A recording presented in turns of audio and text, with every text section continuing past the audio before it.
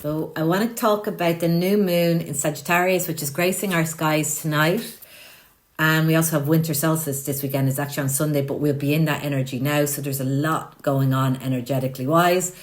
And so this is without a doubt a great weekend to do ritual. I always do a solstice ritual. I'll always do a ritual on these very very energetic, where the portals are energy portals are opening, or where we transition from one cycle to the next or one season to the next. This is going to be very, very powerful, potent energy. Okay, so definitely carve some time out this weekend to do a ritual.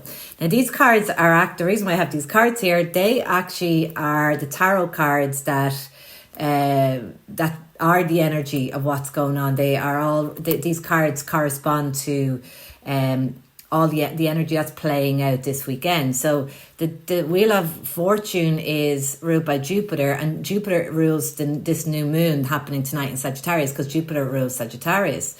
Now this is the Wheel of Fortune and Jupiter and Sagittarius are very much about having faith in a higher power and trusting that you're on your path, and everything that's for you won't pass you. So basically how I would come to this new moon, instead of setting all these new intentions, I would just give that all up and have faith that the universe will provide, that God will provide once it's in alignment with my highest good. So really, just surrendering in this new moon, and giving it all up to God, knowing that the best is going to be what you need. You will get, you will be provided for. So kind of more, I think that it's going to be very powerful to use this Sagittarius new moon like that. And just reviewing what intentions you've been setting over these past few weeks or months, and just saying a prayer that you trust and you have faith that all will be, everything that's in alignment with your path will come to fruition. So yeah, that's definitely a good way to use this Sagittarius new moon. It's, as I said, it's ruled by Jupiter, and Jupiter is in Cancer at the moment, currently in the cosmos. So that Cancer rules the home and the family and property and our ancestry. So it's a very good new moon to work with your family, your ancestors, to connect in with your ancestors. And with winter solstice is like when the veil is thin as well in winter solstice. And it's another great energy to connect into your loved ones in spirit and your ancestors, right? To get some wisdom and some guidance on the path forward. So really, really powerful, potent time for all that kind of inner work and spiritual work. So yeah, then we have here the Death card that actually rules winters. This is the card for winter solstice. So if you're doing a ritual and you have tarot, take out the Death card, bring in the Wheel of Fortune, because you can work with the new moon and the solstice energies at the same time. But the Death card is all about out with the old, in with the new. But you cannot bring in what's aligned for you if you have all these things in your life that are blocking that are out of alignment. It will prevent what's for your highest good coming in.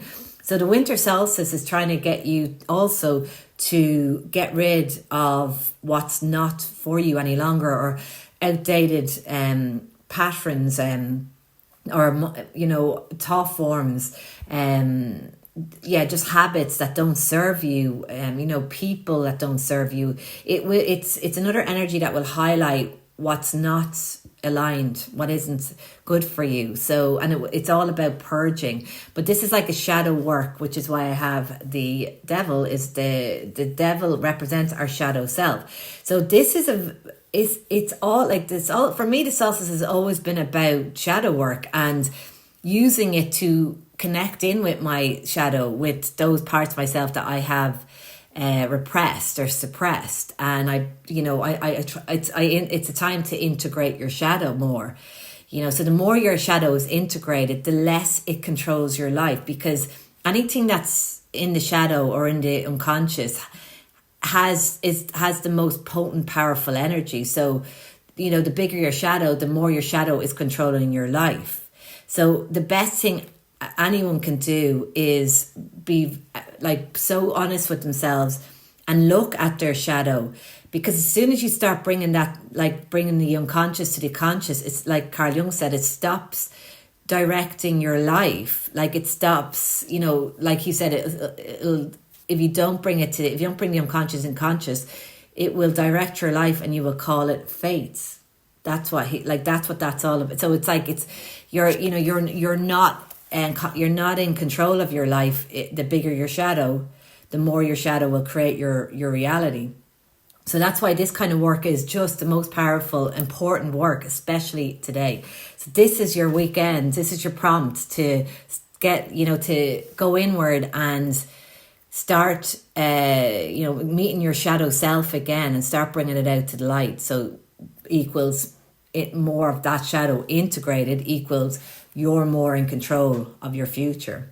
So that is the winter solstice. It's obviously it's the shortest day of the year, and which is why it's the darkest day of the year. It's why we're being asked to go inward, so to connect to our own darker parts in our psyche. But any sort of little bit of ritual work you can do around this time will benefit you greatly, basically, in the future. So yeah, that's how I'd be using the energy. So more about, giving up all of your intentions, having faith that this Sagittarian energy, Jupiter energy, is going to help you manifest them. So you're trusting in the process, you're trusting in God, you're trusting in your life, you're trusting your path, instead of trying to micromanage all your goals and your intentions. So that's how I would be using the new moon in Sagittarius energy, and then I'd be using the solstice energy to go and meet my shadow self. So when you're doing shadow work, you need to come from a place of non-judgment and a very compassionate place, knowing that those parts of yourself that you don't like to look at, are parts of yourself that deserve to be loved by you. And it's the only way that you'll bring your whole being into wholeness and unconditional love, knowing that all those parts in the shadow are there because of pain, shame, traumatic events. Okay, so coming from that perspective is going to be very powerful for shadow work. So that's the energies this weekend. Now the new moon is in a square to Neptune and Saturn in Pisces. So again, bringing more karmic. It's going to add to that karmic energy coming up to be healed. So the past coming back again. There's a lot of fated energy there. I know Mercury is also, I think, squaring the North and South node.